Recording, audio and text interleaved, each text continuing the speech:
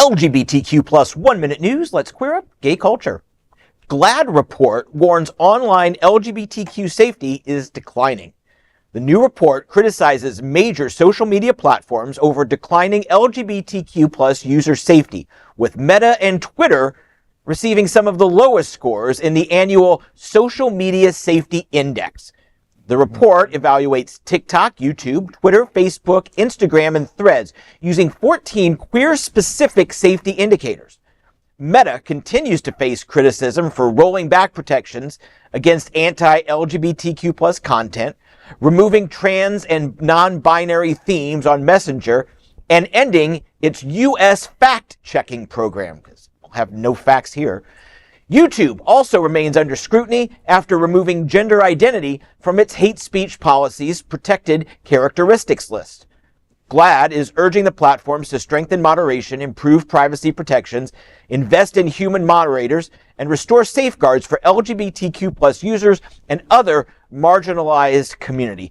Yeah, this is, all you have to do is look at the aborted White House Correspondents' Dinner from a couple weeks ago. When you see all the, Bezos and he was at the Met Gala, sponsoring the Met Gala, and Zuckerberg and all those, kowtowing like little simping bitches to the president and his policies. They all kissed a ring.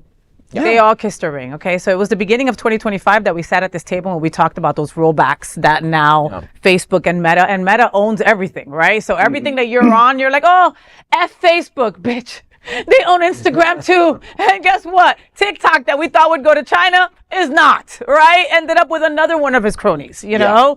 And I just think it's going to get worse and worse. The fact that most people I know got off X once they allowed you to start being racist. Yet there's still people on there. I would have thought for sure we would have, had some kind of collapse to that, So, we got to keep our eyes on this.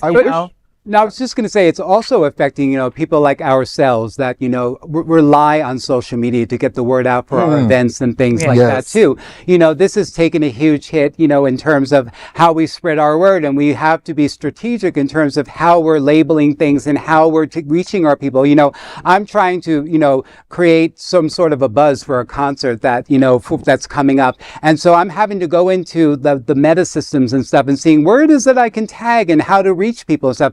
And the tagging now is just so general at this point. Yeah. It used to be where you can get down to specific things and actually get to LGBTQ plus people that I've identified on Meta, but that's no longer there. No. I'm actually glad you brought that up because I also do events, and I think in the day of AI, of bots, and because they did all of those rollbacks, I am seeing slurs on every single platform. Wow. But I think when we're on these platforms, we can filter out certain words. And I would just encourage you, as you are planning any sort of event page, to make sure those words are filtered out in the comment section, because I have reported, I love to make reports on social media, and oftentimes, especially on Instagram, slurs directed towards me are never that we found nothing wrong with what was said. We found no issues. It has happened countless times.